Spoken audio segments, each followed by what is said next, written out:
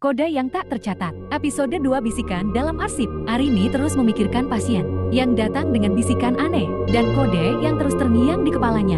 Ia mencoba menuliskannya di buku kecil, tapi setiap kali melihat deretan angka itu, kepalanya terasa berdenyut. Ia merasa ini bukan sekadar angka biasa. Siang di klinik pasien datang dan pergi. Hanya keluhan ringan. Tapi saat ruang administrasi sepi, Arini sangat ingin membuka lemari arsip. Di sudut ruangan lemari tua, yang jarang disentuh. Ia tahu sebenarnya tidak diperbolehkan, tapi tangannya bergerak sendiri, membuka kunci kecil yang sudah longgar. Pintunya berdecit pelan. Di dalamnya ada tumpukan map lusuh, berlabel tahun-tahun lama. Jauh sebelum Arini bekerja di sana, sebagian label bahkan sudah memudar. Arini menarik salah satu map dan menemukan catatan medis dengan kode angka persis, seperti yang pasien itu racaukan malam kemarin. Angka itu terhubung dengan nama-nama yang tidak pernah ia dengar sebelumnya. Banyak halaman yang sengaja disobek, dan ada coretan tangan yang terburu-buru, menyebutkan istilah tentang stimulasi saraf intracranial, eksperimen farmakologi bawah sadar, dan prosedur yang tidak sesuai etika medis. Arini membaca sambil menahan napas, jantungnya berdegup kencang.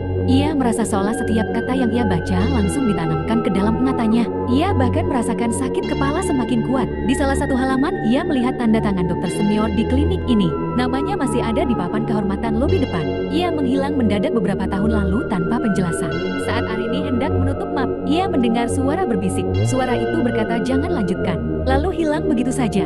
Padahal ruangan benar-benar kosong. Ia memeriksa sekeliling, tidak ada seorang pun. Bahkan pintu ruangan masih tertutup rapat. Udara di sekitar terasa dingin tidak wajar. Arini mencoba menepis rasa takut. Ia bergegas keluar membawa buku catatan kecil untuk menyalin sebagian kode yang ada di arsip. Malamnya di kamar kos sederhana, ia mencoba mencocokkan kode itu dengan catatan medis dasar yang ia pelajari dulu. Hasilnya mengejutkan. Kode itu membentuk pola seperti jadwal eksperimen, bukan diagnosis penyakit. Setiap kode mewakili durasi jumlah suntikan dan instrumen yang dipakai. Ia tahu rekan kerja mungkin tidak bisa dipercaya, karena beberapa dari mereka bisa saja terlibat dalam eksperimen lama itu. Arini nekat kembali menemui pasien misterius itu. Ia membawa catatan kecil dan berbisik pada pria itu. Apakah angka ini milikmu? Pasien itu menoleh perlahan. Ia berkata bukan milikku, itu milik mereka. Lalu ia menunjuk ke arah dinding kosong. Arini tersentak, tubuhnya membeku.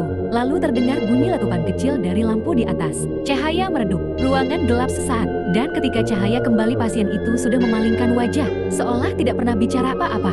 Arini sadar sesuatu yang besar tersembunyi di klinik ini. Dan arsip yang ia temukan hanya permukaan dari sesuatu yang jauh lebih berbahaya.